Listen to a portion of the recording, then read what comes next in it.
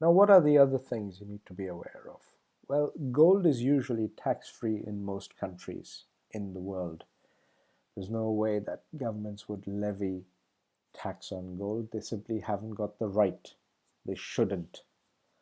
It's been around since longer than any government has ever existed. However, in most cases where there is a sophisticated taxation system already in place as a millstone around the people's neck, usually capital gains is payable. Usually. Please check with your accountant. But silver in many countries actually attracts value-added tax or a similar type of tax. This is because silver is also an industrial metal. Gold does not really have as much industrial use, except for a few semiconductors and mobile phones and filling in teeth. It doesn't really have as much physical application. Gold is preferred by banks, and to make sure that banks don't get taxed, gold is VAT free or tax free, in fact. That's a favor to them, not to the public. But silver is taxed because banks couldn't care less, and that's where the governments get to make yet more money out of its own people. Now, gold and silver are both property according to most laws, specifically the English common law, which is very common amongst the English-speaking countries. So both gold and silver, therefore, being physical property at par with land or real estate, makes a brilliant inheritance device. Because you see, you couldn't sell your house brick by brick, but you can sell gold gram by gram.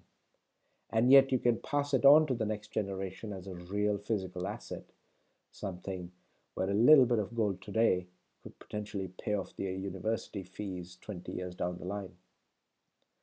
Now, gold and silver both do not fall under any securities regulations anywhere in the world. They're not securities. They're not stocks, shares, bonds, or any of these things, financial instruments made up for sake of bankers and brokers' commissions.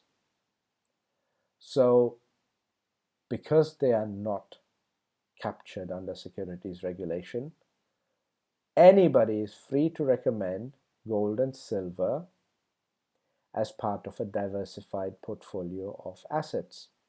Nobody is required anywhere in the world to have a license or any financial recommendation or qualification in order to make a recommendation to buy gold and silver.